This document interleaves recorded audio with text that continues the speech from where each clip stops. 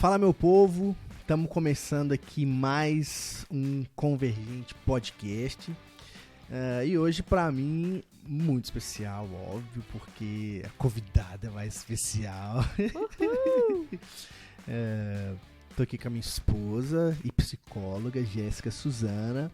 Nós vamos conversar hoje sobre a relação da psicologia com a religião. Ela é psicóloga e eu, alguém que lida com a religião. Então eu espero que você curta o nosso papo e vamos convergir.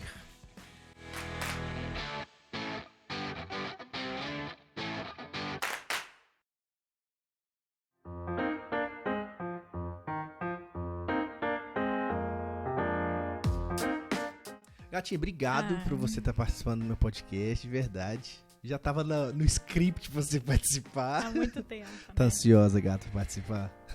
Um pouquinho. Eu acredito que é uma responsabilidade você falar sobre as coisas. Sim. E também falar publicamente, Sim. né, sobre alguns debates e assuntos.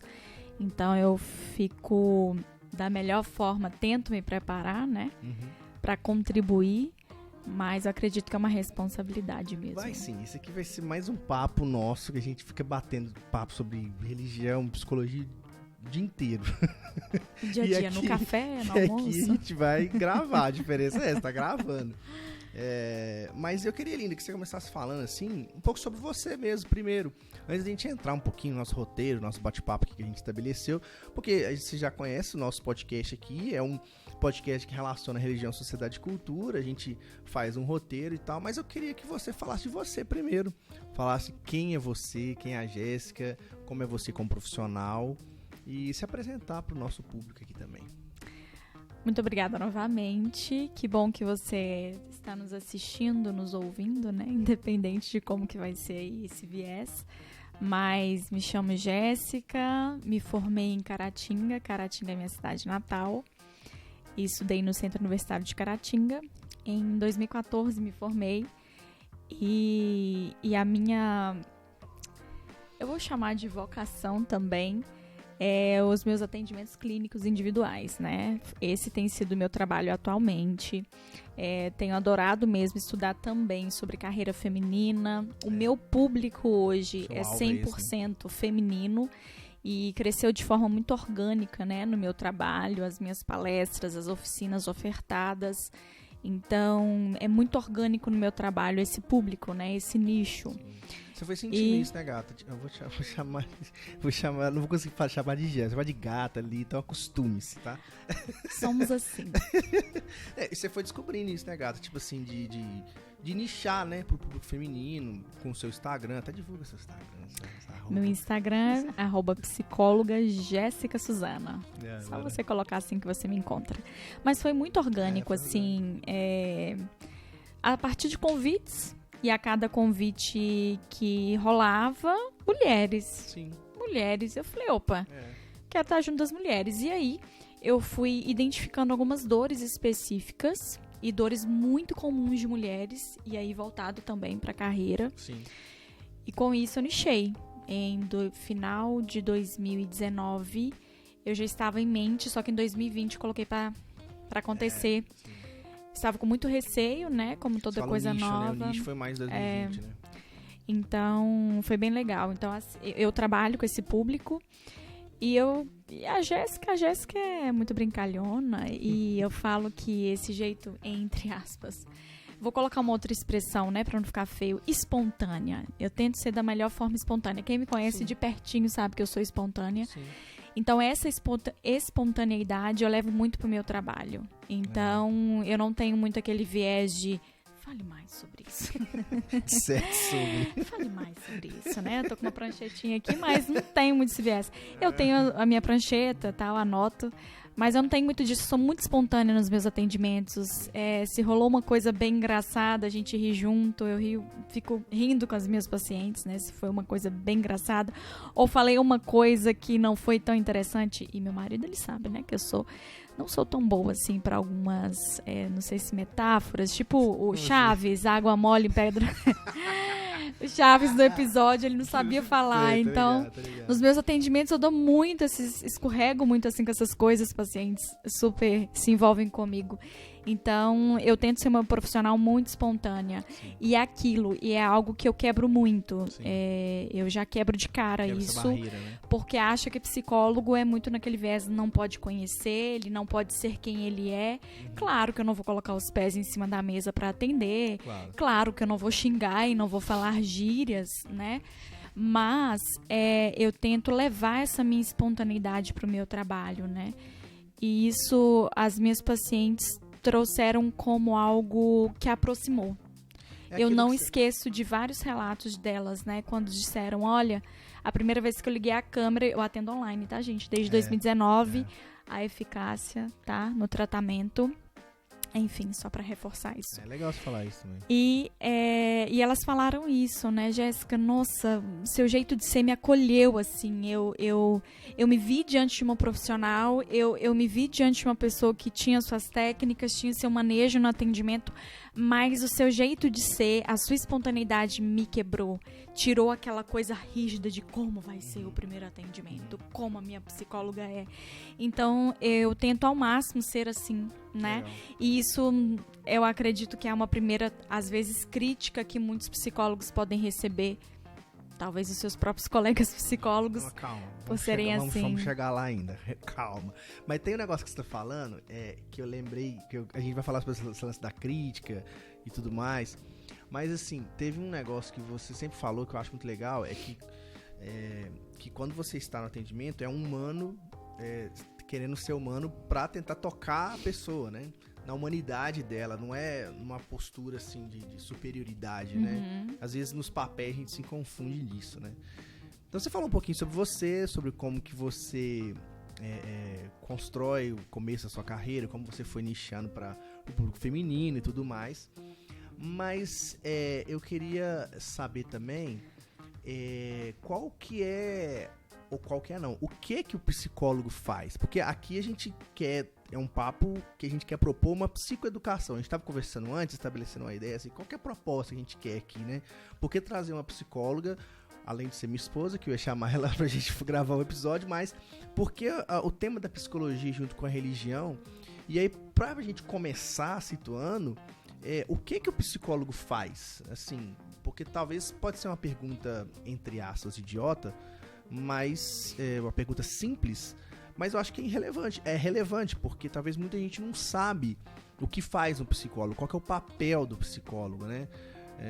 Você que atua especificamente no momento na área clínica, intensamente, o que o psicólogo faz? Claro que a gente não precisa entrar naquele papo assim, tipo, as várias áreas da psicologia, Não, a gente mas pode ser mais simples, mais né? amplo, né? Mais amplo. Você tinha falado da questão do pergunta idiota, né? Que você usa, qual que você usa essa expressão, né? Tipo isso. Mas eu tenho aprendido muito, tem sido muito desafiador, mas eu tenho tentado aprender, extrair do ordinário algo extraordinário. Aquilo que é ordinário, aquilo que é comum demais, Sim, né? sim, que é muito básico. Só que a gente pode extrair algo extraordinário dali. Então, não são perguntas, né, idiotas, né? Porque é algo extraordinário, é um conhecimento posto. E existem muitas pessoas, eu já trabalhei em locais, que elas não sabiam que existia... faz, né? Não, na verdade, não sabiam que existia um psicólogo, Que isso? né? Então, pessoas muito simples, então não sabiam. Então, assim, a função do psicólogo, de forma muito ampla, né, bem geralzão, é estudar o comportamento humano, né? É a sua influência, estudar, né, como que é a influência genética, ambiental, temperamento, né, personalidade, vai influenciar esse comportamento no dia a dia. E é muito importante ressaltar que nós atendemos não somente pessoas que têm um transtorno, né? Isso é legal falar. Lembrando que transtorno é sempre um conjunto de sinais e sintomas que vai formar um diagnóstico específico. Por exemplo, ansiedade é uma emoção normal, comum, que todos nós temos, porém existe o que a gente chama de transtornos de ansiedade. Entendi. Então sempre vai ter um conjunto de sinais e sintomas permeando aí é um transtorno específico para ser considerado transtorno. Só que a gente também atende pessoas que querem trazer questões corriqueiras. Nossa, eu tô com uma dificuldade extrema no meu trabalho, não tô sabendo me posicionar. Nossa, Jéssica, eu briguei com a minha família, briguei com o meu parceiro, parceira. Traumas pontuais, assim. Sim, então assim, é muito importante a gente entender que independente se vai ser alguém com diagnóstico ou se vai ser alguém sem diagnóstico, nós vamos avaliar, observar a influência desses comportamentos, né, na vida daquela pessoa, né, no seu dia a dia, na sua rotina. Sim. Então, isso de forma bem ampla, assim, né? E cada psicólogo vai ter aí sua abordagem e cada um vai utilizar uma técnica específica, né? Sim. Você, por opção de linha de estudo, eu sei que você optou pela teoria cognitiva comportamental. É a linha que você usa nos seus atendimentos e tudo mais. O que é isso? O que é essa teoria cognitiva comportamental? O que é? Você podia falar sobre isso também, acho que é legal, acho que é interessante, até para as pessoas conhecerem qual que é a sua linha de abordagem também. Falar um pouquinho sobre isso também. Então, assim, é só para lembrar você que quando a gente fala linha de trabalho, são as abordagens que o psicólogo atua. Então, você com certeza já ouviu a psicanálise. Isso que é a entrada mais famosa. Mas é uma abordagem que o psicólogo pode utilizar, gestalt terapia, enfim. Então, nós temos várias abordagens. Não é linha, é abordagem. É abordagem? Pode ser linha teórica ser também, linha, não tem problema. Entendi. Então, a TCC, de forma muito básica, né, Aaron Beck, que foi o seu criador, é o psicólogo que criou essa abordagem, a partir dos estudos, né, os primeiros pacientes dele foram pacientes depressivos. Então, ele foi percebendo o quanto que era muito comum os pacientes depressivos na terapia, no processo em si, mostrar os seus pensamentos muito negativos, né? E aí ele percebeu, poxa, esse pensamento de todo mundo está muito negativo, e isso estava influenciando uma emoção, aí ele percebia que essa emoção influenciava o comportamento, então ele entendeu o quanto que a TCC ela vai atuar nesses 3 pontos. Como que o nosso pensamento vai influenciar a nossa emoção e vai influenciar um comportamento da gente, né? Sim. É isso que de forma simples, muito simples aqui, a TCC, ela vai observar. Como é que né? é, tipo, o comportamento? Fala isso, acho que isso é importante, é central, assim. Então, como que os nossos pensamentos vão influenciar as nossas emoções e vão influenciar os nossos comportamentos. Um exemplo muito simples, estamos numa rua escura, vamos imaginar que estamos todos aqui numa rua escura, e ao ver essa rua, estar nessa rua, eu penso, é perigoso, algo pode me acontecer, ou somente é perigoso. E eu tenho uma emoção, pode ser de ansiedade, de tensão, ou de medo mesmo, né? Porque a função do medo é nos dar uma ideia de luta ou fuga, né? O que eu vou fazer com aquilo ali? E aí, diante dessa rua, que é essa situação, eu tenho um pensamento, tá escuro, tenho um pensamento, está escuro, pode acontecer alguma coisa, tenho uma emoção, medo, e o meu comportamento é, o que eu vou fazer? Ou eu corro, ou eu vou continuar aqui. Ou eu congelo alguma coisa. Então, é nesse viés que nós vamos sempre estudar. Só que aí, nós vamos sempre observar as distorções, né? Dentro da terapia, a gente sempre vai buscar, não que aquilo que está funcional, que está legal na vida de uma pessoa, a gente não vai validar, não vai observar. A gente tem que validar. Sim. Mas, nessa questão, na terapia, a gente vai observar com o paciente o que está distorcido disso. Então, às vezes, eu posso ter esse pensamento, né? Nossa, tá escuro. Ai, que medo. Deixa eu correr. Ok, normal, todo mundo faz. Sim. Mas quem tem alguma questão aí distorcida frente a esses pensamentos, aí que a gente vai entrar avaliando e pensando. Até tipo assim, uma pessoa que tem um medo muito grande, alguma coisa. Ou uma fobia, ansiedade. Medo né? de altura, um medo de... Vamos colocar na ansiedade em si. Quem tem um transtorno ansioso, ele vai ter um pensamento que a gente chama catastrófico, né? Entendi. E sempre lembrando, todos nós teremos alguma distorção de pensamento, tá? Qualquer pessoa. Sim. Então, qualquer pessoa pode ter um pensamento catastrófico, que é sempre pensando que o pior pode acontecer. Aham. Só que a catastrofização na ansiedade, ela é que reina mais, né? Ela é que é mais gritante, vamos dizer assim. Então, uma pessoa que tem um transtorno de ansiedade mesmo, ela vai olhar e falar assim, alguém vai chegar aqui agora e vai me matar. Então, ela sempre pensa no pior, ela eleva isso pro pior. E na ansiedade, a gente tem uma hipervigilância muito grande, né? Quem tem transtorno ansioso.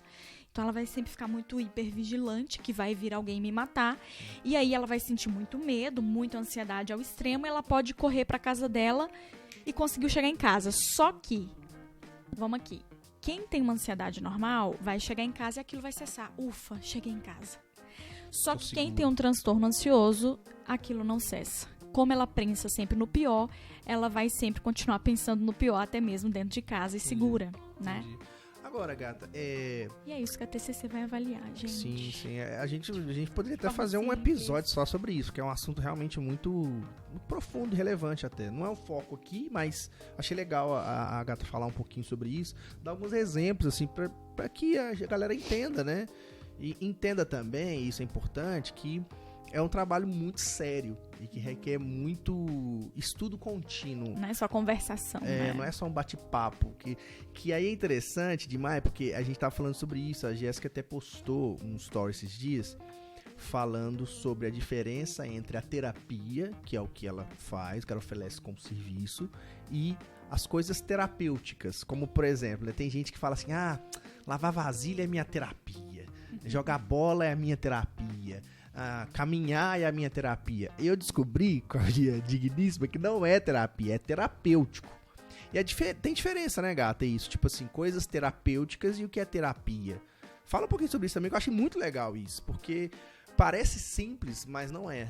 E às vezes a gente pode estar negligenciando a oportunidade de a gente passar a enfrentar um processo terapêutico que é importante, como a gente já deixou estabelecido no começo da conversa, não é só para quem está enfrentando uma questão de saúde, a terapia ela é disponível e todo mundo pode fazer e em certo momento da vida, precisar de um acompanhamento terapêutico, ou qualquer coisa que seja. Não é porque a gente fala, né? Terapia é coisa de doido. Esses como é que fala? Tabus. Esses jargões populares, né? Esses tabus. Não é isso, né? Fala um pouquinho de diferença isso. O que é terapia e o que é terapêutico. Você acha legal? Acredito que de forma simples, terapêutico é aquilo que produz bem-estar, certo? Então a academia vai produzir bem-estar, fazer tricô, desenhar, pular corda. Qualquer coisa. Pular corda, tipo, igual criança. Não, pular corda tem gente que exercício também, né? Exercício, Mas a terapia terapia também joga videogame, vê jogo do Cruzeiro. Terapia também é um processo que produz bem-estar. Porém, no espaço terapêutico ou na psicoterapia, nós utilizamos um conjunto de técnicas. Então, há um manejo científico. Não é um lero-lero, né? Não, há um manejo científico e utilizamos um conjunto de técnicas para nossa abordagem. Dentro da TCC, nós temos até como abordar alguns pacientes, o que perguntar, como perguntar aquilo, como acessar certos conteúdos dos quais para aquela pessoa é difícil. Então, a gente tem uma técnica para isso, né? Que a gente chama de questionamento socrático, né? Que então, o meu convite a você é, neste momento, parar e anotar isso. Porque confunde-se demais e as pessoas acreditam sempre que na minha academia, minha terapia, mas não é bem assim, né? Não porque é terapêutico, mas não é terapia. É terapêutico, mas não é terapia. Sim. Produz bem-estar, mas não tem técnica. Não tem um conjunto de técnica de um profissional para certos movimentos. Isso é interessante, porque isso é importante, porque é uma linha muito tênue, né? Porque, por exemplo, uma pessoa, vamos lidar assim com alguns estereótipos, uma pessoa, entre aspas, saudável, né? Ela faz a sua academia, vê o seu filme, faz atividades terapêuticas, ok. Mas o problema é quando às vezes você tem uma pessoa que está enfrentando ou está com sintomas, às vezes, de um problema de saúde, aí a pessoa vem e fala assim, não, vai fazer uma caminhada, vai fazer um tricô, vai jogar uma bola, que isso vai resolve. E isso já tá embutido aí os preconceitos que a gente fala, né? Conceitos prévios, né? Preconceitos sobre o que é terapia e o que é terapêutico. A gente não vai isso que vai ajudar, é terapia, vai te ajudar, vai te aliviar. E às vezes, isso no longo prazo, circunstâncias da nossa vida emocional e psíquica não tratadas, pode desenvolver algumas situações assim complicadas, né? Mas, gatinha, deixa eu voltar pro meu roteiro aqui. Ok. E, tinha uma coisa mais que eu queria falar sobre isso? Acho que isso ficou pontuado, assim, legal, Nós né? já deixamos E assim, legal. antes da gente entrar no aspecto da religião também, assim, da relação da religião, como a gente lida com isso e tal, e aí a gente vai trocando essa ideia, é legal também, novamente, essas perguntas básicas mesmo, para que a gente tenha até novamente o princípio da psicoeducação, assim. Qual que é a diferença do psicólogo pro psiquiatra? Essa é uma pergunta tem também... muita confusão. Tem muita confusão, né? Muitas pessoas Teve gente que já te de pediu forma... pra te dar Sim, remédio? prescrição. Qual remédio você me dá, doutora? Mas por falta de conhecimento mesmo. Não por maldade. Por ignorância, no sentido de não conhecer mesmo. Porque a diferença é que o psicólogo... É uma diferença básica, né? O psiquiatra receita medicamento, o psicólogo não, mas tem uma diferença mais profunda, né? Não, a gente pode simplificar, né? O psiquiatra, ele vai estudar medicina e vai fazer a sua especialidade em psiquiatria. E o psicólogo estuda psicologia. Psiquiatra prescreve, psicólogo não. O psiquiatra trata com medicamento. Trata com medicamento, o psicólogo não, né? E até uma professora minha fala, gente, psicólogo não pode receitar nem água com açúcar. Imagina o medicamento. Nem água com açúcar. Nem água com açúcar. E o foco do psiquiatra e todos os dois são profissionais de saúde. Sim. Né? Todos os dois. É importante deixar isso aqui.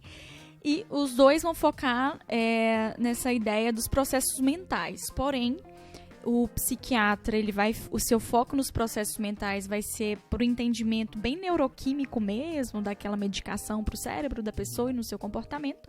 E o psicólogo vai ser, entre aspas, apenas nessa análise do comportamento em si, né? Por isso que nós, psicólogos, precisamos, no mínimo, fazer algum curso, alguma capacitação básica para entender sobre os psicofármacos, né? Porque a gente pode receber aí pacientes que têm algumas efeitos colaterais de alguns medicamentos. E vocês trabalham com essa interdisciplinariedade também. Vocês se conectam com os psiquiatras, os pacientes. Precisamos, né? Até uma coisa interessante, precisamos, mas acontece que às vezes os psicólogos ficam com receio por serem médicos, né?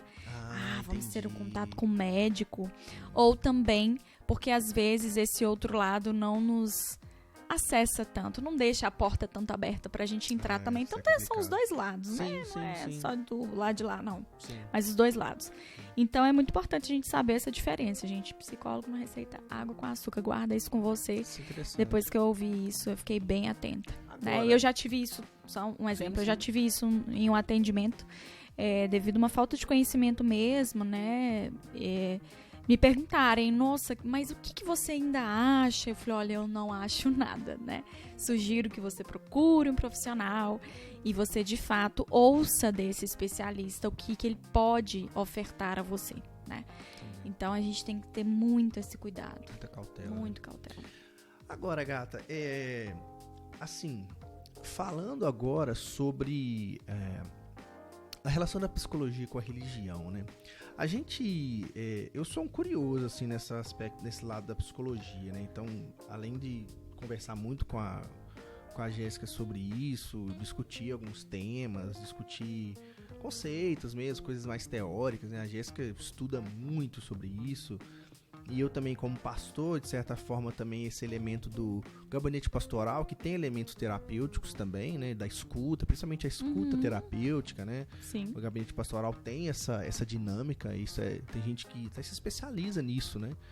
A professora Blanches mesmo, que foi minha professora, a doutora Blanches, ela é psicóloga e pastora, então desenvolve o trabalho dela sobre isso, pesquisou sobre o luto, como intervir usando psicologia e teologia, lidando com o luto e diversos outros temas. Porque o comportamento humano tá ali, né? Com vocês. Exatamente. Agora, por que ainda existe tanta dificuldade da psicologia no meio religioso? E falando do nosso meio, nós somos cristãos evangélicos, sou pastor da igreja metodista, Jéssica é membro da igreja metodista, participo da mesma comunidade que eu pastoreio, e já teve oportunidade de palestrar em diversas igrejas. A gente convive com isso, e conversa com diversas pessoas sobre esse tema.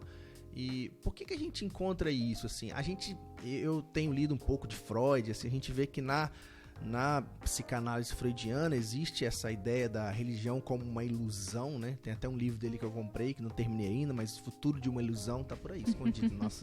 Atrás da Jéssica, ele tá no nosso escritório, tá na nossa biblioteca.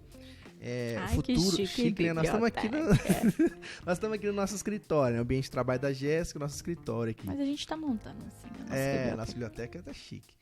Depois a gente posta uma foto no Instagram da nossa biblioteca. Mas assim, a gente tem esse livro do Freud, Futuro de uma Ilusão, que de forma bem rasa, tá? Não sou especialista, longe disso. Mas ele fala da religião como uma ilusão criada pelo homem e tal. Será que surge daí esse preconceito da psicologia, pela psicologia freudiana, pela psicanálise, ter esse olhar negativo para a religião? Ou talvez esse preconceito com a psicologia nos meios evangélicos, meios religiosos, às vezes até preconceito das pessoas em buscar terapia, e às vezes a gente usa alguns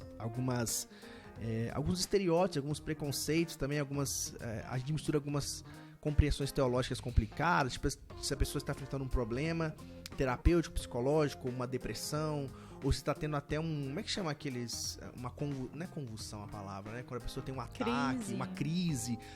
Isso aí é possessão demoníaca, isso é demônio, é a hora que resolve, é a hora que passa. Vamos fazer uma campanha de oração e vai acabar. A gente acredita na oração, óbvio, acredita no poder da oração, ponto.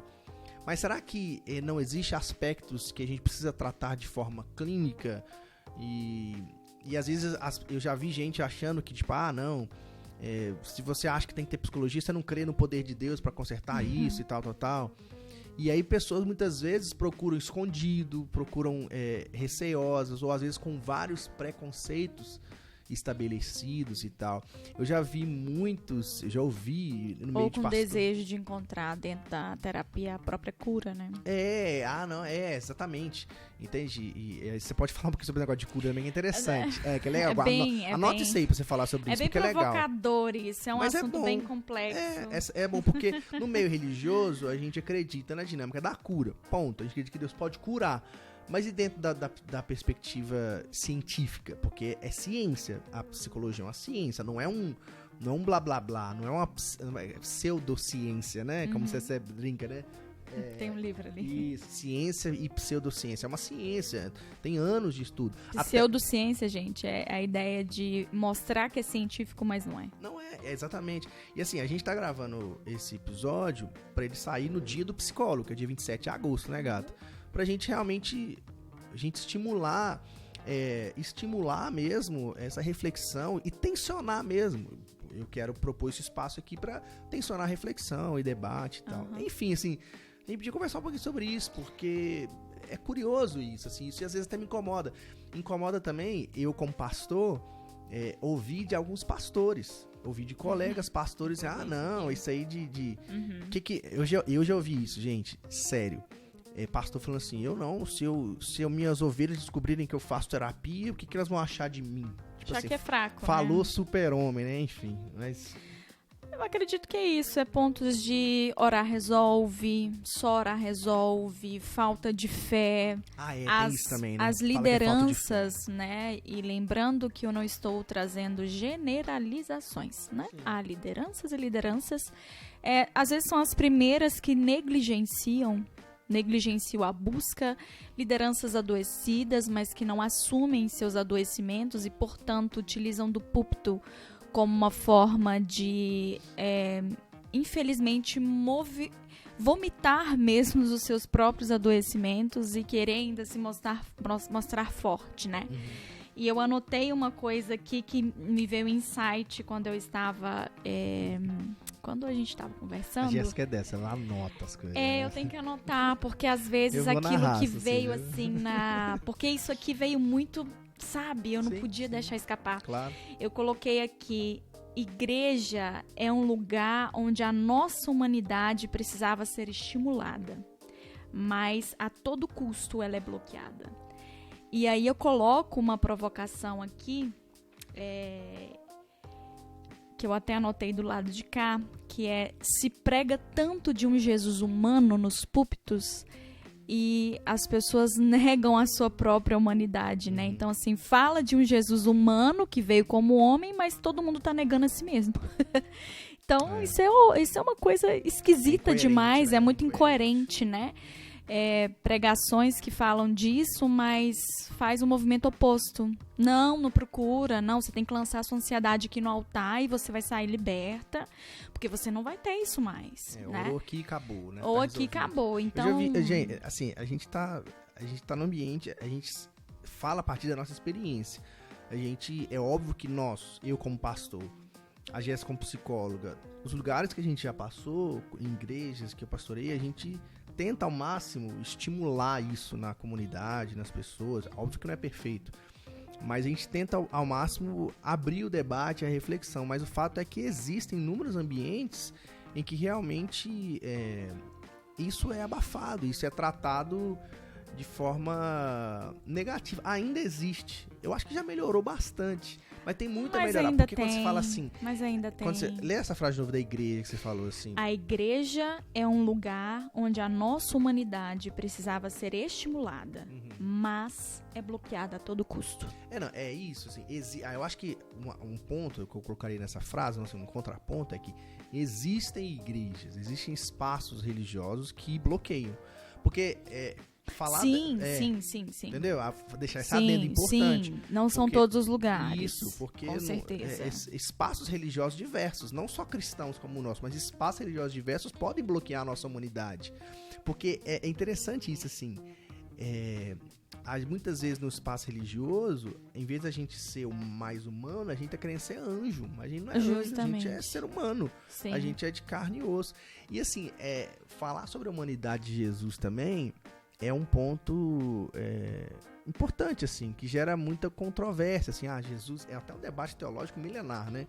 Jesus foi 100% homem ou 100% Deus, meio 50%, é 100% Deus, 100% humano, é 50%? Existe esse debate histórico sobre essa humanidade de Jesus, né? O fato é que nós temos registros históricos que existiu um homem chamado Jesus de Nazaré, que viveu e foi crucificado. Então, existiu essa figura histórica, né? Então, existiu um homem, uma pessoa, né? E que o texto fala sobre aflição, que ele sofreu, que ele chorou, que ele teve que lidar com emoções diversas, né? Com momentos de tensão, de raiva com seus discípulos ali, de repreendê-los. Enfim, e isso, tanto que isso não é óbvio, porque eu me lembro perfeitamente quando eu estava dando uma palestra em uma comunidade religiosa e uma pessoa levantou e falou, eu quero trazer um feedback aí da palestra. Eu falei, tudo bem, pode dar, pode ofertar. E aí essa pessoa falou, olha, quando você disse que Jesus ele veio como homem e você fez essa psicoeducação, né? Sobre a questão das emoções, pra mim foi libertador. Às vezes, pra ele foi libertador, né? Pra essa pessoa foi libertador. Sim. E por isso que o óbvio tem que ser dito a todo instante, né? E eu coloco mesmo essa provocação, que obviamente nem todas as igrejas, mas fala-se tanto dessa humanidade de Jesus que todo mundo está negando a sua própria. Então, por isso que todo lugar onde eu estou, eu sempre reforço sobre a ideia da nossa plenitude humana. O ser humano ele é integral, tem várias áreas para se preencher. Por exemplo, quando pacientes trazem sobre a sua experiência religiosa ou espiritual, a gente estimula porque é uma demanda que trouxe, né? Nós não falamos, nós psicólogos não falamos da nossa religião, não podemos fazer isso, né? Isso entra como uma forma contra o nosso código de ética, né? A gente não pode ali falar da nossa religião, não é a nossa função ali. Porém, pode existir conteúdos e demandas dos nossos pacientes frente às suas religiões, frente à sua espiritualidade, e a gente puxa como um gancho para estimular. Isso que eu queria perguntar, porque essa relação até do terapeuta, porque muita gente fala assim, vou procurar um psicólogo, vou procurar um psicólogo crente, que tem que ser o psicólogo crente. Pra me entender melhor. Não, eu vou procurar um que não é crente, porque se eu procurar um não é crente, o cara vai me confrontar. Enfim, ou seja, o psicólogo, você é psicólogo e é cristã. Cristã é a sua identidade de fé. E isso, de certa forma, influencia tudo que você faz, influencia a sua ética de trabalho, a sua conduta, o seu caráter. Mas isso não influencia o meu fazer. Isso que eu ia dizer, porque tipo eu não abro a Bíblia no meu consultório. Não é um espaço de proselitismo religioso. O que é proselitismo religioso? De você converter pessoas. Porque isso é muito sério, porque parece simples, mas não é. Eu já ouvi isso. Existem debates muito grandes sobre isso, assim, que o psicólogo ali, se encontrar uma pessoa que é de uma fé diferente, você vai ali confrontar ela, pregar, entre Eu já aspas. ouvi isso, que eu tinha que usar do espaço pra... Você já ouviu isso? A lógica é ao contrário, você tem que respeitar. Não, eu vou respeitar. Então, por isso que, se o paciente traz uma demanda religiosa ou espiritual, né, que é algo diferença de religião e espiritualidade, eu vou reforçar porque ele trouxe uma demanda de sofrimento ali, ou uma demanda apenas. Então, eu vou só estimular, eu vou entender por que ele trouxe essa demanda, o que tem acontecido com essa demanda, e eu vou trabalhar em cima dela. Ponto. Acabou. Eu não vou fazer mais nada. Não vou falar da minha religião. Sim, tem pacientes que querem saber da vida do psicólogo e quer entender que... Como é que é o nome que você usa? Afeto, não? Como é que é? A conexão que o psicólogo... Vínculo. Diante do vínculo, quer entender. Às vezes quer puxar ali que religião o psicólogo tem. Mas aí eu volto à pergunta. Por que te interessa saber da minha religião? E eu pergunto assim, não é uma pergunta pra tirar ninguém, né? Pelo contrário. Sim, eu quero entender. Né? Não, eu pergunto, olha, eu quero entender de você. O que é importante pra você saber da minha fé? Né? O que vai somar pra você? Agora nós estamos no momento que você é o protagonista, né? E não eu. Então eu faço esse movimento. Só que aquilo, rede social, e tá aí.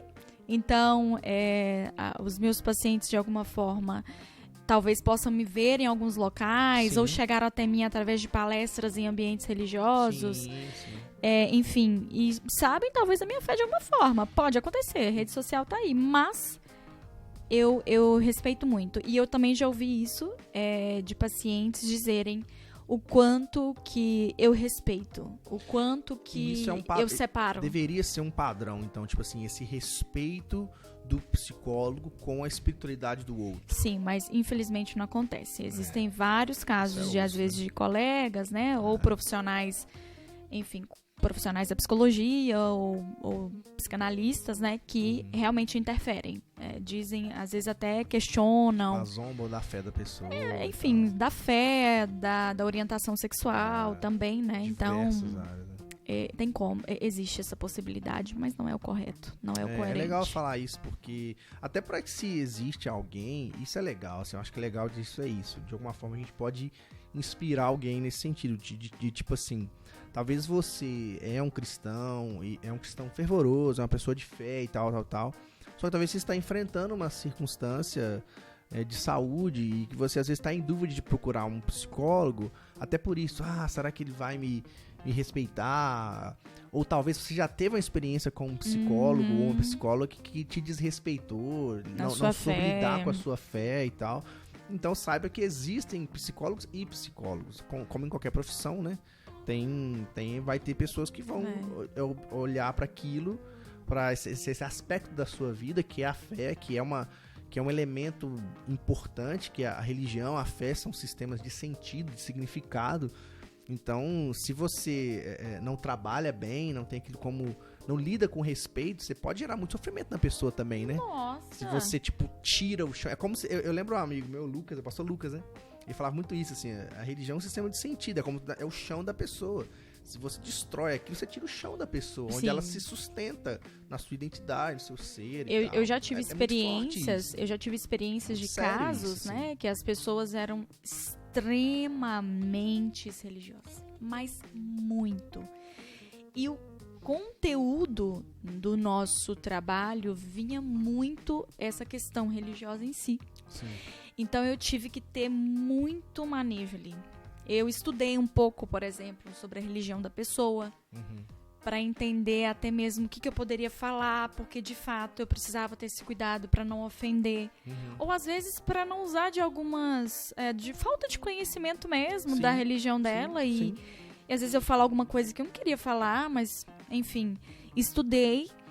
E foi um conteúdo muito presente em muitas sessões. E eu percebi que aquilo era um sofrimento muito grande, então eu precisei fazer isso. Um manejo, aquilo assim, é como se, de fato, a terapia, o processo terapêutico para mim no meu trabalho é uma pedra preciosa. Eu preciso lapidar com muito cuidado. Eu tô ali com uma lupa, vendo detalhes, entendendo o que eu vou fazer, o que não dá para fazer. E, de fato, se a gente não tiver um bom manejo na fala, na estrutura ali mesmo do atendimento em si, a gente pode ferir absurdamente alguém, né? Legal, tem que ter esse cuidado, né? Por isso que não é uma brincadeira, né? Não é um bate-papo. A gente não pode confundir espaços terapêuticos com terapia, né? Por exemplo, eu acredito que a igreja pode ser um espaço terapêutico. Hoje de manhã mesmo a gente estava reunido com os homens da igreja, foi um momento terapêutico gostoso demais. A gente orou, muito bem-estar, né? A gente conversou, só os homens da igreja, falamos sobre diversas coisas, oramos, intercedemos. Então, é um espaço terapêutico, você sai bem daquele espaço. Mas não é terapia, uma coisa é uma coisa, outra coisa é outra coisa, né? Então, assim, você que nos escuta, que nos assiste aqui, você cristão, evangélico, ou de qualquer outra religião, assim... e a gente está falando especificamente do nosso espaço, de onde a gente parte, né, do nosso lugar, que é o meio evangélico, protestante. Então, assim, a gente quer estimular você, que a gente acredita no poder da oração, a gente acredita que a vida de fé é importante, as disciplinas espirituais são fundamentais para a nossa saúde mesmo espiritual. A oração ela é terapêutica, acredito nisso também, é importante a sua vida de oração, as suas disciplinas espirituais, contudo... não negligencie também, caso seja necessário para você, em algum momento da sua vida, a busca de um auxílio terapêutico, um auxílio específico de saúde. Então a gente quer estimular você nisso também. O fato de trazer a Jéssica aqui é isso, estimular você que talvez está enfrentando algo, ou então está passando por um momento de crise. Isso é muito comum. A gente está saindo de uma pandemia que gerou muito desgaste emocional, né, gata? Muito desgaste mental. As angústias do que iria acontecer, de como que o mundo ia se desenvolver, a perda de muitas pessoas de forma repentina. A pessoa não tinha nada, pegou Covid e morreu, entende? Assim, a perda de pessoas, o lidar com o luto, o não conseguir velar. Isso, pra mim, como pastor, foi das coisas mais assim, simbólico, né? Tristes, porque o ofício fúnebre é simbólico, é um momento, é um ritual de despedida, sabe? De passagem ali, né? De você se despedir daquela pessoa, é importante. E agora, nesse tempo, o ritual precisou ser feito de outra forma. Ou às vezes nem feito, né? Dependendo da situação, nem feito, não podia. Não, eu tô dizendo de outra forma no sentido até emocionalmente. Ah, sim, total.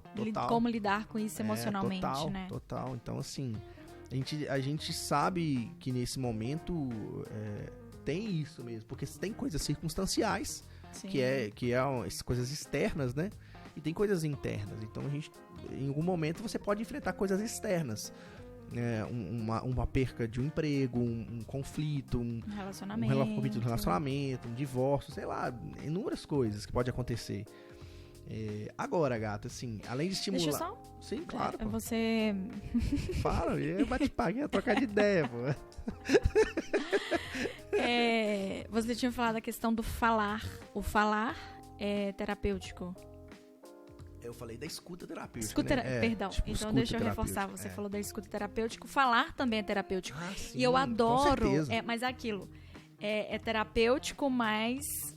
dentro da psicoterapia é outra dinâmica desse falar, né? É um falar mais conduzido.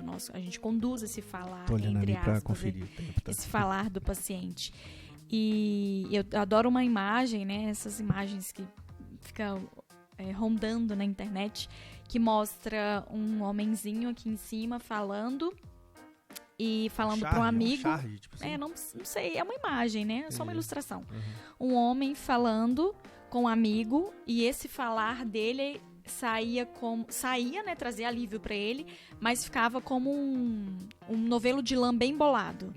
E embaixo esse mesmo homenzinho falando com o psicólogo e esse novelo de lã ganhando ordem, né, sendo desembolado. Sim, eu já vi essa imagem. Eu gosto muito, é uma imagem muito simples, mas é uma forma da gente entender que o falar é terapêutico também, mas pode falar com seu amigo, tá tudo ok, mas se às vezes você necessita de um profissional, esse profissional vai trazer ordem ao caos, né? Vai trazer ordem para esse novelo de lã que tá muito embolado. Mas então, só isso, né? Porque às vezes, assim, quando a gente tá falando de situações de pessoas que estão em algumas situações graves, externas, mas às vezes é isso também. A terapia é também para autoconhecimento, né, gata? Para se conhecer mesmo. Às vezes tem circunstâncias que você precisa entender, circunstâncias que você viveu com a sua família, da vida, para você realmente se autoconhecer, para que você consiga se compreender melhor, para se você ter um relacionamento melhor, para você se relacionar melhor nos ambientes de trabalho. Eu acho até interessante, né? Porque assim, é autoconhecer, mas o que é autoconhecer, né? É outro podcast. Por isso que dentro da minha abordagem, a gente utiliza o objetivo da terapia. A gente constrói com o paciente uma meta para a terapia. Então, dentro da TCC, muita gente acha que a TCC ela é muito rígida, mas não é. Ela tem uma estrutura a ser seguida e ela também pode ser, digamos, maleável para tirar um pouco da tal rigidez que acham que ela tem. Mas é porque como ela tem uma estrutura, acha que há rigidez ali, mas não é assim. Mas a gente constrói um objetivo com o paciente em terapia e normalmente esse objetivo ele não é de cara construído na primeira sessão, assim, a primeira sessão de cara já sabe tudo, não necessariamente. Existem casos que na primeira sessão a gente tem que ficar, caladinho, porque às vezes a pessoa precisa trazer. Tá ali, vomitando, tá ali. Aspas, ou alguns momentos que ela não tá conseguindo nem falar e você vai ordenando, né, aquela fala. Então, a gente constrói esse objetivo, né? Então, a gente tem um local, tem um lugar para chegar especificamente. Não é legal solto, isso, assim. Então, assim, concluindo mais por isso que ainda, a terapia não é pra sempre, gente. Tem um fim. Tem um propósito, né? Tem um porquê, propósito. Né? Tem um porquê. E aí, por isso que eu tava falando da questão, só pra fazer o fechamento do autoconhecimento. Então, o autoconhecimento, ele tem um objetivo, tá? Eu vou me autoconhecer pra quê? Pra onde? Você quer o quê? Ah, não, eu quero me entender em relação à minha alimentação. Porque eu ganhei peso, eu não consigo me relacionar bem com a comida. Ah, então você quer se autoconhecer para entender o seu comportamento frente à alimentação? Ah, então uma aí sim. Compulsão alimentar. Não só uma compulsão, que aí a gente tá falando de um transtorno, né? Às vezes pode ser uma compulsão, mas eu só tô explicando como que esse autoconhecimento tem que ser direcionado. Porque dentro, por exemplo, na TCC, quando a pessoa fala assim, eu quero me conhecer, nós consideramos isso como um objetivo muito fraco. Sim, amplo, né? Muito fraco, sabe? Sim. Nós precisamos de uma direção. Então, é autoconhecer pra quê? Ah, não, eu tô com uma questão no meu trabalho. Ah, então você quer se autoconhecer pra entender as suas competências, as suas capacidades frente à sua função ali na empresa X? Entendi. Então você quer subir de cargo. Aí você quer se autoconhecer, tá? Então, autoconhecimento por si só é muito fraco. Para TCC é um objetivo muito fraco, amplo demais.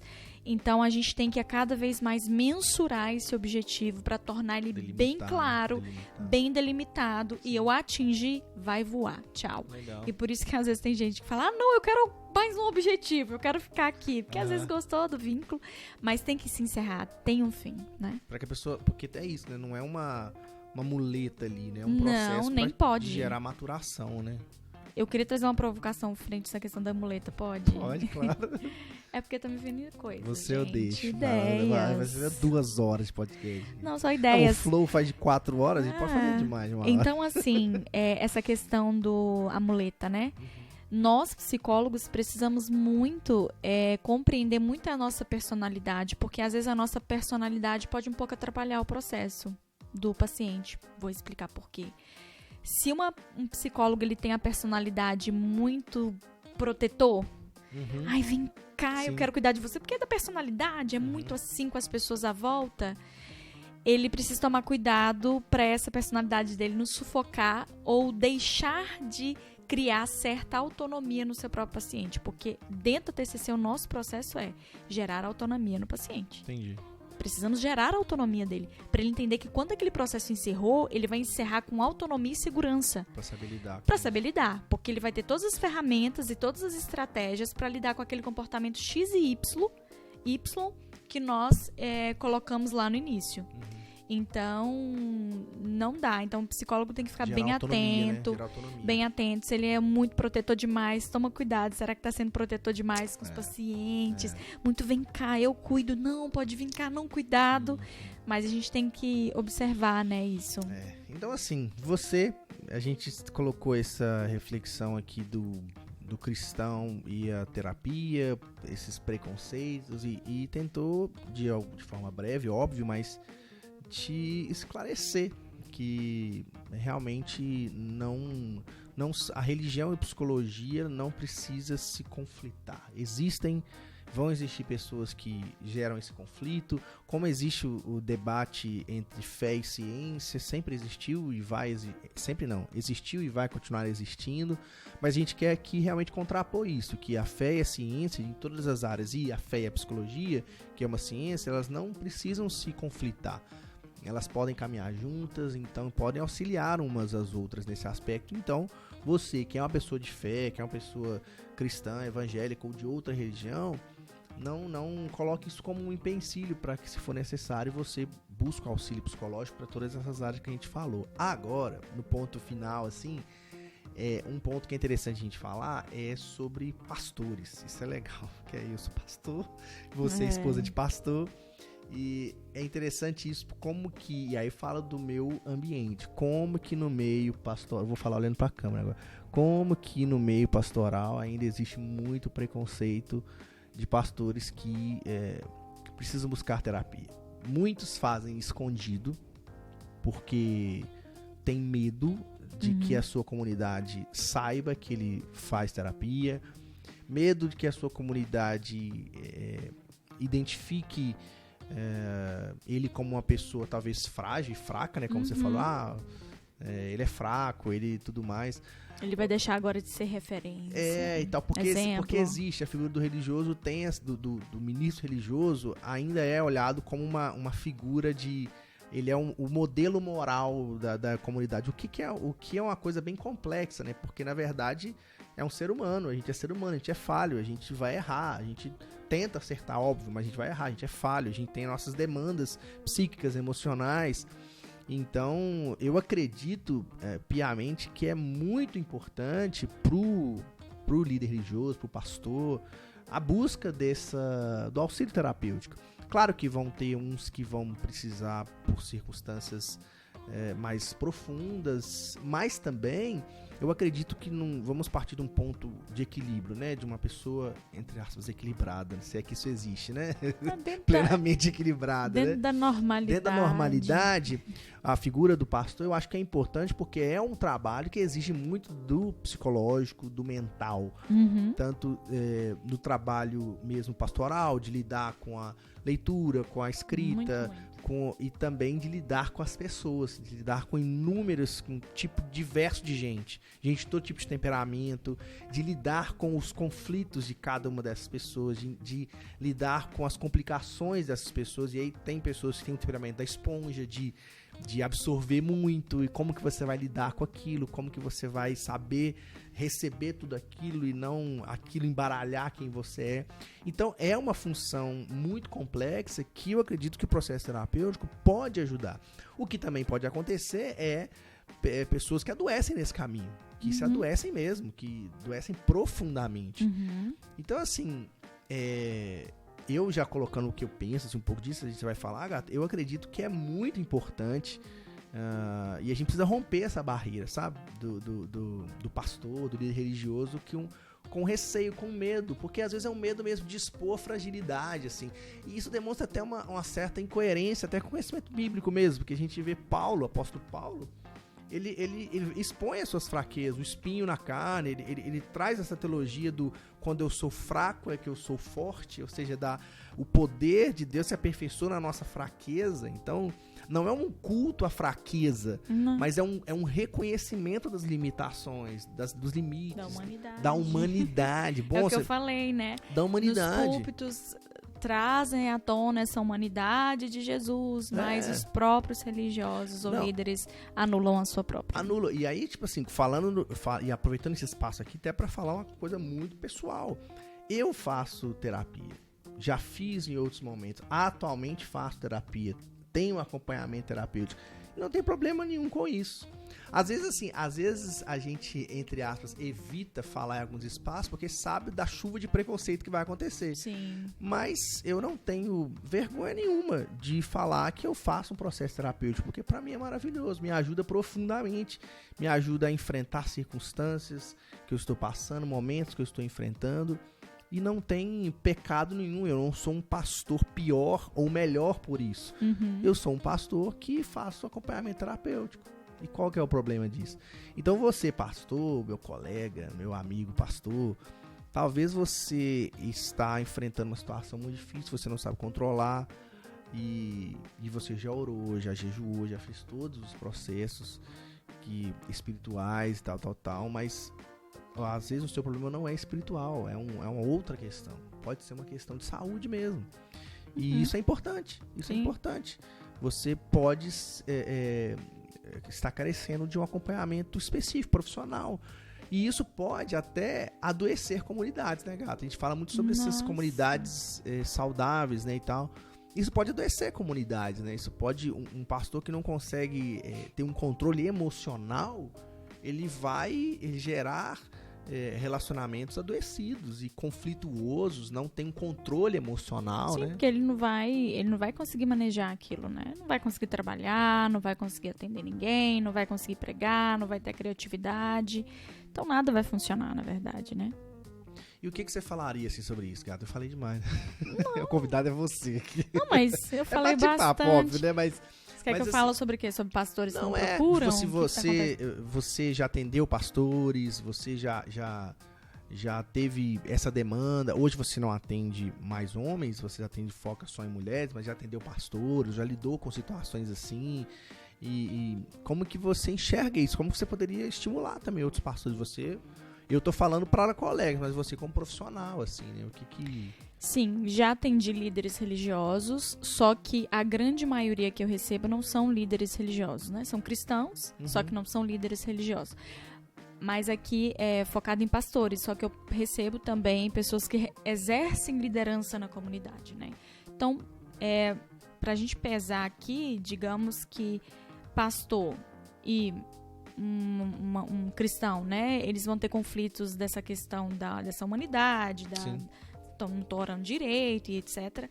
Mas eu acho que nessa questão pastoral do líder mesmo em si pega mais. Então, eu já tive desistências, por exemplo, né, de líderes religiosos dos quais atendi, desistências. E aí a gente não entende, né, o que aconteceu com as desistências, mas a gente fica criando algumas hipóteses. Pode ser aí, claro que hipóteses a partir do que a gente percebia no atendimento em si, mas pode ser sim por essa questão de talvez recebi muita provocação ali, não vou sustentar isso, vou sair.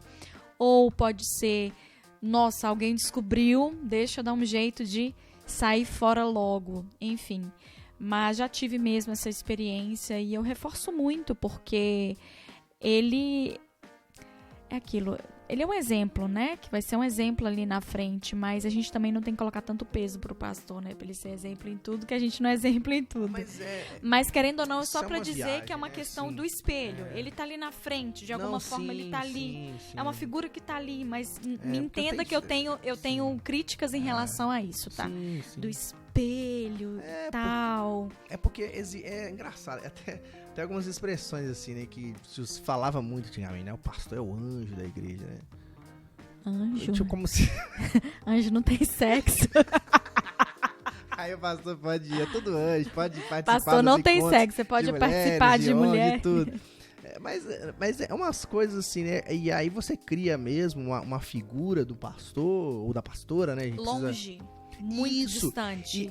Mas não é nem isso. Mas eu percebo que muitos líderes religiosos sustentam essa imagem. Que é o negócio. Sustentam essa imagem porque pode ser bonito, porque porque é bom. Porque é aí bom. Entra porque no elemento, é bom. entra no aspecto religioso. E porque, por assim, sustentar essa imagem, vem o adoecimento, essa imagem não se sustenta mais. não é, né? porque assim, você... Porque é aquilo, né? Você... O líder religioso... É sério isso. Não, é muita coisa pra falar. E é importante isso, assim. Porque o líder religioso, ele lida com o sagrado. Você fala em nome de Deus. Então, pensa só. É um poder. Religião lida com poder. Então, o líder religioso, ele exerce um papel de poder. Então, imagine o poder na mão de uma pessoa doente. Uma pessoa adoecida. O que isso pode gerar?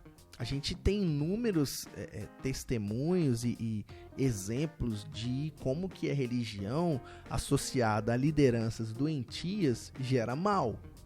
A gente tem números, gera morte, gera transtorno, não só no meio cristão, em tudo quanto é tipo de religião. Então você tem uma liderança que às vezes estimula isso porque você muitas vezes distancia, se coloca num patamar, tem uma questão do ego, tem uma questão da vaidade, e aí você vai criando um personagem e aí você se perde nesse personagem. Sim, que não, vai ser insustentável. Você vai criando uma imagem. A pessoa, ela morre, sabe aquela coisa, o peixe morre pela boca? Então é como se fosse isso, às vezes. Ele morre com suas próprias palavras, com suas próprias... Sabe, com essa própria imagem que coloca ali, de superpoderoso, né, de superpoderoso. super-homem, então ele acaba morrendo por isso mesmo. E é muito louco porque, tipo assim, o cara, a liderança pode criar tanto essa imagem e acreditar muito nisso, que ele tem que ser um superpoderoso, ele não pode ser fraco, ele tem que demonstrar sempre força perante a comunidade, a referência e tudo mais. Cara de oração. E aí quando ele falha, ele ou ela falha, ele entra numa crise profunda. Ou então, que aí é pior, que infelizmente existem muitos casos, é que você vai tapando, Sol com a peneira. jogando pra debaixo do tapete suas falhas e pecados. E aí acontece, o que acontece algumas vezes? A explosão, né? Imagina só, você tem um tapete de poeira, quando esse tapete é levantado, meu irmão, aí o BO tá feito, o estrago tá feito. E aí eu tô no pastorado há 7, 8 anos, mas sou filho de pastor, então... Meu pai aí é pastor há mais de 30 anos, então eu tenho 31 anos. É 31 anos de igreja, praticamente. Sim. A gente já viu poucas e boas com lideranças... Adoecidas e que vão adoecendo, entendeu? Então, muita coisa, eu acredito que poderia ser sanada. É óbvio que é aquilo, né? A gente não tá colocando a psicologia num pedestal, que é a salvação para tudo. Não é isso. Aqui é um debate. Eu acredito que vocês estão com a gente num debate maduro aqui, que é uma ferramenta de gerar saúde. Porque às vezes as pessoas podem interpretar isso, tem que explicar isso. Mas a gente tá que acontece. Acontece os extremos. Ou eu vou pro extremo do espiritualizar tudo, ou eu vou pro extremo de tudo emocional. Isso até dentro do nosso trabalho a gente tem que tomar cuidado. Sim. Pode existir muitos pacientes ali que vão ter uma alteração de humor X ou Y, mas não é nenhuma causa emocional, pode ter uma causa física, enfim. Então, dentro das igrejas também pode ter isso. A crítica de achar que a gente vai super valorizar a emoção aqui ou super valorizar o espiritual. A ideia é a gente trazer isso para o meio termo, né? Os dois estão no mesmo barco, podem estar juntos. Podem convergir, né? E principalmente se entender de alguma forma no sentido de tá tudo bem eu cuidar aqui, qual profissional eu cuido lá. Eu já tive contatos, por exemplo, com lideranças religiosas frente ao desejo de alguns casos já atendidos. Mas por quê? Pela necessidade. Para psicoeducar. Já psicoeduquei lideranças religiosas que, diante de um caso que eu estava atendendo, o indivíduo em si disse, tá tudo bem, eu aceito você psicoeducar minha liderança religiosa e etc, etc. Sentei, psicoeduquei, essa liderança ficou aberta, foi uma troca riquíssima e a gente entendeu ali, peraí, vamos ver aqui, o que é espiritual mesmo? Ah, tá nesse campo. Tá, o que vem aqui pra psicologia somar? Cuidar, tá aqui. Então aqui eu fico, aqui você fica, cada um vai somar na sua parte, sem rixa, sem ficar com rixazinha, nada, vamos ali convergir ideias, vamos somar, vamos potencializar essa pessoa, da mesma forma que a gente faz com qualquer outro profissional, né? E assim, então eu estimulo mesmo muito as lideranças religiosas começarem a cada vez mais trazer essa coerência para si mesmo. E não é somente uma questão de trazer uma coerência para os púlpitos, mas é para si mesmos, porque eles são pessoas que talvez podem enganar a si mesmos, estão enganando a si mesmos.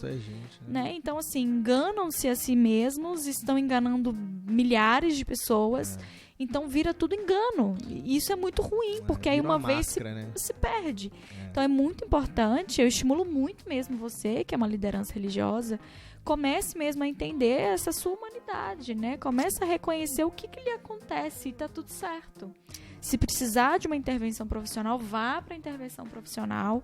E sim, estimule a igreja a pensar em como o profissional da psicologia pode contribuir, né?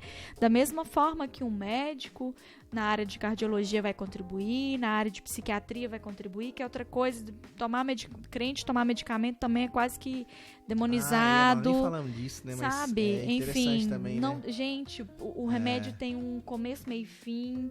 Sim, pode ter às vezes psiquiatras que serão ruins, que vão ali, porque dopou, eu fiquei dopada com aquele remédio, eu não sei o que, não sei o que. Enfim. Eu já vi casos. E eu quero até deixar aqui claro, como exemplo, meu exemplo, né? Na minha adolescência para início da juventude, eu fiz minha terapia, eu tive, né, depressão lá atrás, tratei, tomei medicamento.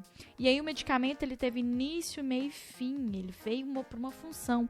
Um psiquiatra maravilhoso, que entendia super do que ele estava fazendo, me ensinou como lidar com aquilo, me estimulou o conhecimento dos efeitos colaterais. Eu não tive tantos na época, mas sabe, só que na época, quando eu estava frente a alguns grupos, né, da comunidade que frequentava, tinha alguns comentários, né, sobre isso.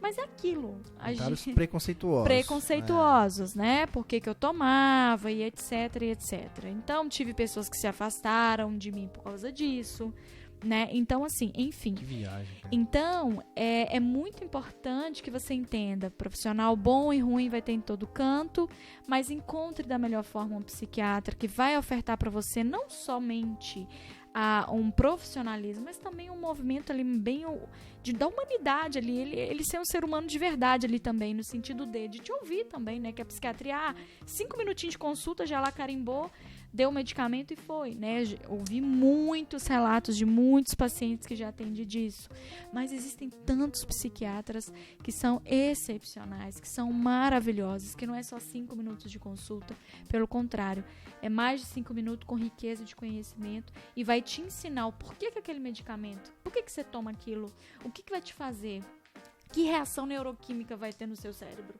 o que vai te acontecer de efeito colateral. Pergunte ao seu psiquiatra, você tem direito de saber enfim, vai ter um fim proveitoso para aquilo, né? Não vai ser assim eternamente, né? Talvez pode ter alguns casos que algumas pessoas precisam por muito tempo devido ao diagnóstico específico, mas comece também a quebrar esse preconceito aí.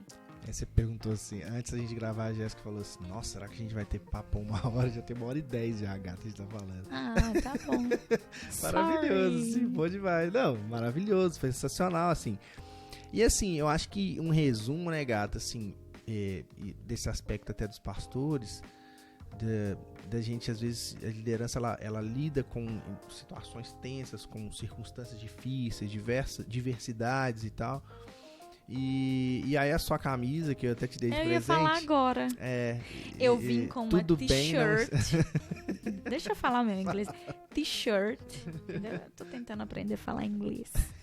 E eu vim propositalmente, que pode resumir aqui o nosso podcast.